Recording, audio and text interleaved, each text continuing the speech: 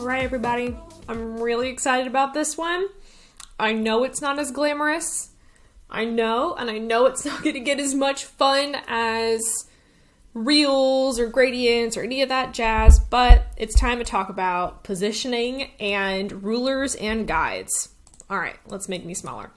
So first of all, I'm going to go grab a bunch of text from all my previous Canva lessons. Let's grab one of these. Yeah, okay, let's just grab one of those. Look at all these. Yes, I'm keeping everything in one big presentation. And then I'm going to make some other text here. So I'm going to add text and I'm going to do a little bit of body text here. I'm going to copy, paste. And I'm going to make that like, I don't know, 30. Okay, let's check it out. So first of all, in design, there's something called a grid, which is where everything is aligned really, really nicely. So let's come over here to some Canva templates that I've been working on for Brand It Better. And notice how there is a hypothetical or kind of imaginary line where new freebie, unlocking the potential for unlocking potential, and link in bio line up. Now, if something is like that, that's going to knock us out of alignment. So what you're not seeing, and what I don't put it there because I don't need it because I'm visually looking at it, is that those are aligned. And I'm going to break your brain even a little bit more. If you come over here to File, you can show rulers, and then File, you can show guides. So from your ruler, you see where I hover, watch my cursor, I hover over my ruler on this side and hover over my ruler on the top. You can drag a guide onto your artboard. What? Oh my God. So let's do that again. Let's go to File, Show Rulers, File, Show Guides.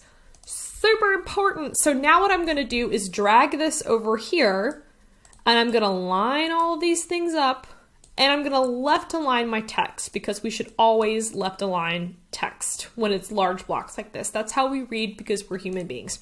Unless you are in Japan and I believe they read top to bottom, or unless it's Arabic, which I believe is read right to left. You know what? In English, we read left to right. So make sure that your text is aligned on the left so that the eye doesn't have to do too much jumping. Cool. Now, if it's bothering you, like it's bothering me that this is not aligned here, then we're just going to ignore it for the sake of this presentation because that's what my header looks like. If it were me, I would want to align that all the way over here, but that's not enough breathing room. So I'm going to keep it just like that. So that is a grid. Another thing that I want to show you is up here, if I highlight a bunch of elements, there's a couple of things you can do within the Position tab. The Position tab is over here in your top right of your toolbar. I'm going to click Position, and look at all these cool things you can do. So first, I'm going to align all of these elements to the left. Boop. Snatches them all the way to the left.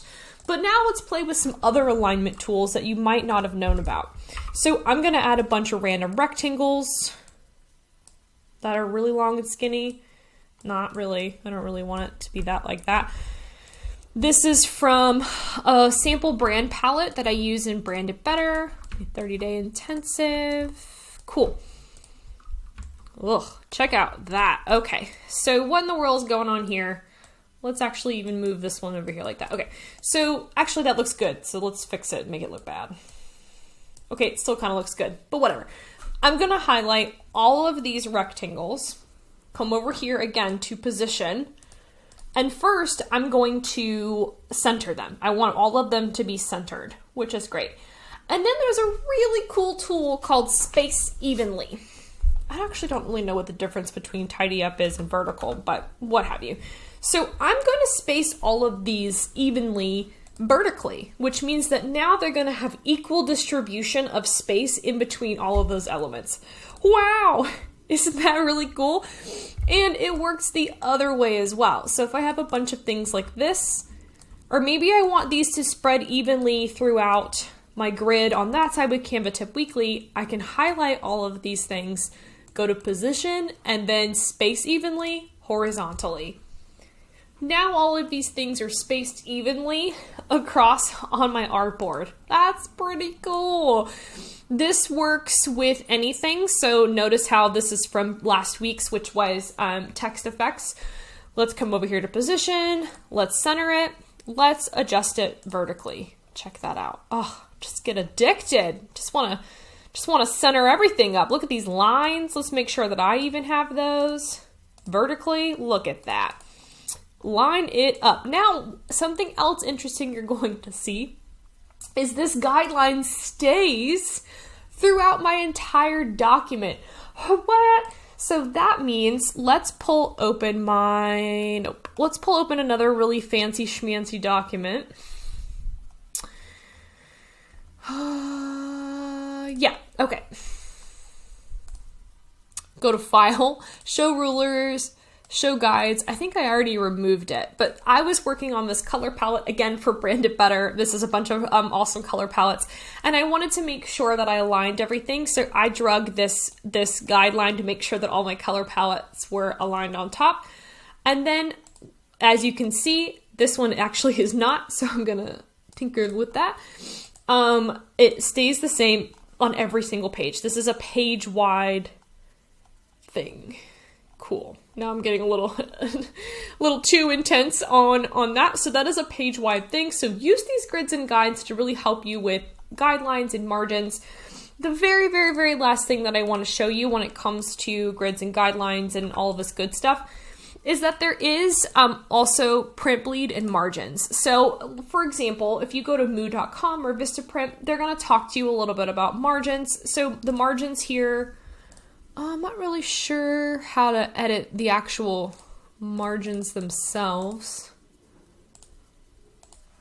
Okay, I just Googled it and it looks like it's automatic, but margins are basically, a lot of printers will tell you, hey, don't put text outside of that margin because it's called a crop risk. We don't want the printer to accidentally crop out important text. So leave a little bit of wiggle room.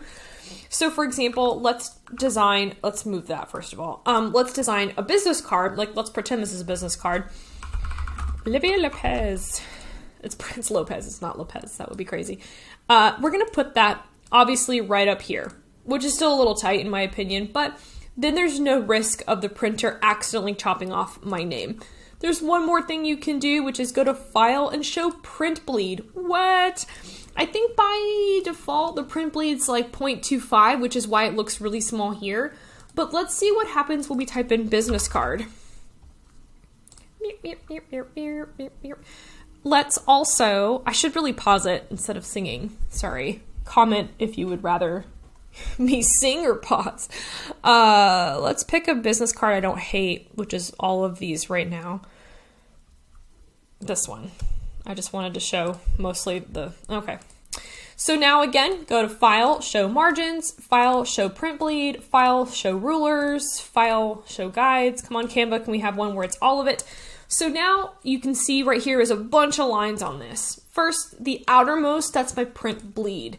So you can see this design actually adjusted, and we don't want any of my shape to fall outside of that. So I'm gonna highlight all of this and scoot it back into my design. And now we really don't want the margins here. So see how Tattoo Shop is actually in my margin? We don't want that because that's a risk of the printer chopping it off. So I'm gonna move that outside and I'm gonna move my graphic inside as well. It's gonna also give it some really nice white space. Geometrica Tattoo Shop. Should I get another tattoo? Yeah. And then to envision this, you can click Print Business Cards and they're actually gonna show you what that looks like. So that looks pretty good actually. I'm pretty pleased with that. Awesome. Okay, guys, I know that wasn't gradients or reels, but it's very important to know your grids and guidelines and how to do all of this fancy stuff so that your designs look organized and follow a grid. Thanks so much.